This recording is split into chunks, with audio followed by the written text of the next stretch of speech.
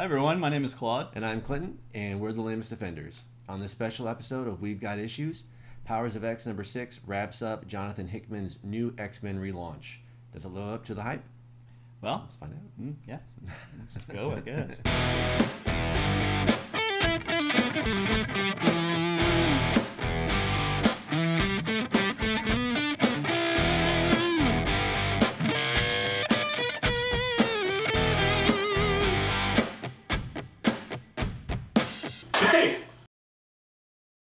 So this issue kicks off with Moira and Xavier sitting on a bench again.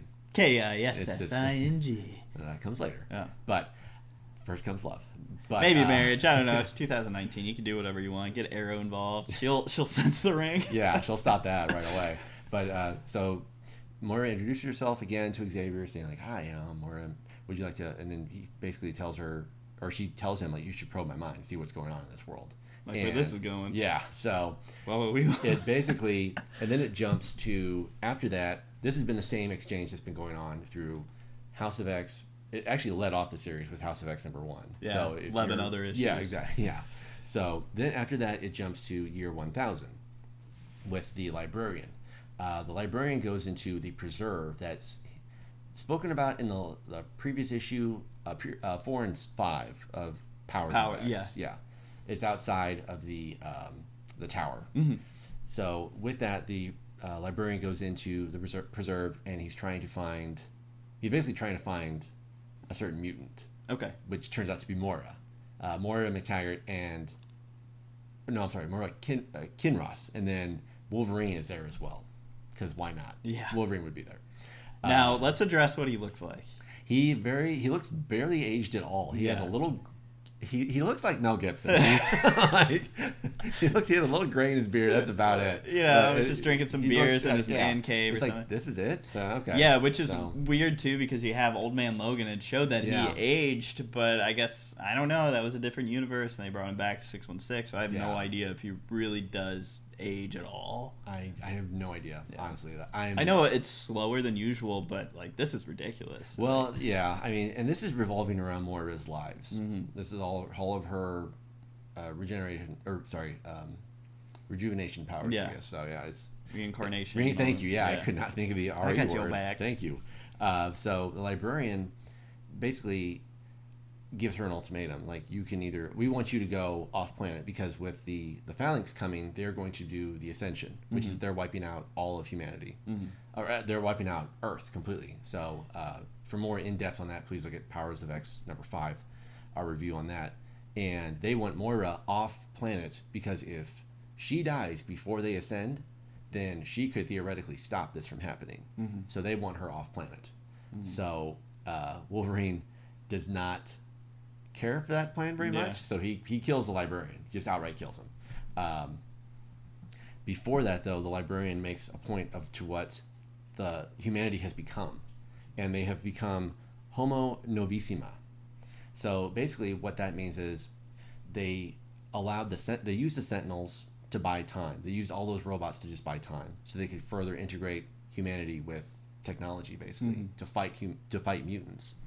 And with that, the Sentinels bought them years. The Nimrods bought humanity decades. So every time humanity would reach a certain stop, they would amplify it with technology. Then they would keep going. Then they'd have the Sentinels come back, keep going, or like buy them some more time, improve that. Every time humanity improved, technology improved, until it just got to that point with the Librarian, basically.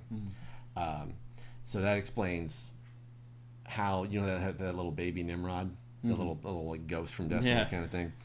So Wolverine kills the Librarian, and then he kills Moira immediately after to basically reset the timeline. Okay. To basically hopefully stop this from happening, because in every timeline, the mutants lose. Like, they all lose. Right. Everyone's a loser on this one. It's like my life. So after that, after it goes to year 1000, it cuts back to them, Xavier and Moira sitting on the bench, and Moira is saying, like, in all of my lives, you have never changed. And Xavier goes, oh, thank you, because it's not a compliment. She's like, I have to break you. Yeah. And that leads us to basically House of X with the the Cerebro helmet and all the current timeline right now. Where you don't know, like, he's so whether he's good or bad. Like, it's so down the middle. Exactly. Some diaries that are just text only, basically, for more further expand on this, kind of explain what's going on a little bit better. And to bump up that price point. Exactly, yeah. Was it $5.99, $4.99? And I think maybe 10 pages are new in this one. Like some of them, yeah, they reused a lot of panels. I was like, okay. Yeah. So, Marvel, baby. Yeah. So, after Moira basically tells Xavier, like, I need to break you because you need to do some things that you're not comfortable with. Basically forming the alliance with Magneto and Apocalypse and branching out like that. Moira is in her no space on Krakoa, and Magneto and Xavier come to her and tell her what the plan is, basically. And this is before the council meeting from House of X number 6, where they basically Sabretooth, where they talk about Sabretooth. So they explain to her what's going on, like, well, who's on the council, like, X, Y, Z, blah blah. And then he says that Mystique would not be on the council without Destiny being there, and that's important because I think it was, I believe it was Powers of X number 1, 1 or 2.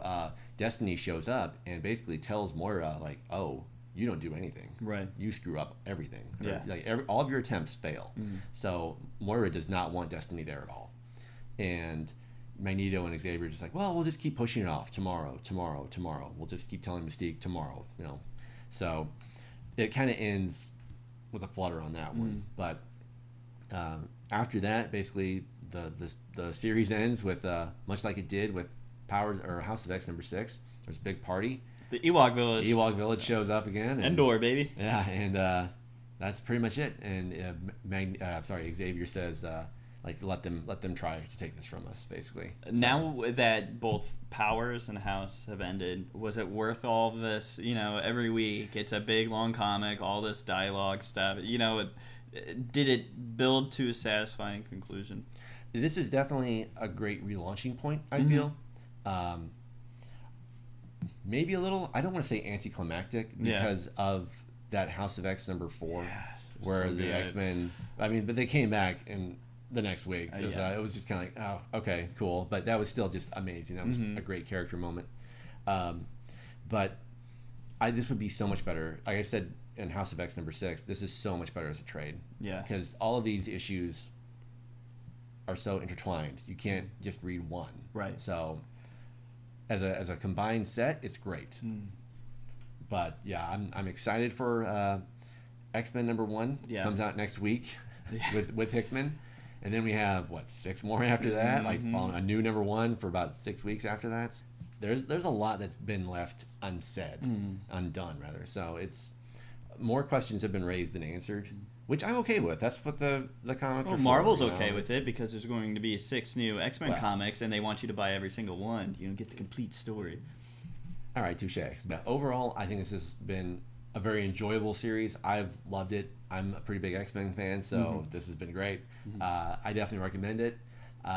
Give it about a month till the trade comes out. Read it all at once. That'll be way more enjoyable. Although knowing Marvel will probably come out next week. So. Yeah, keep buying. Yeah.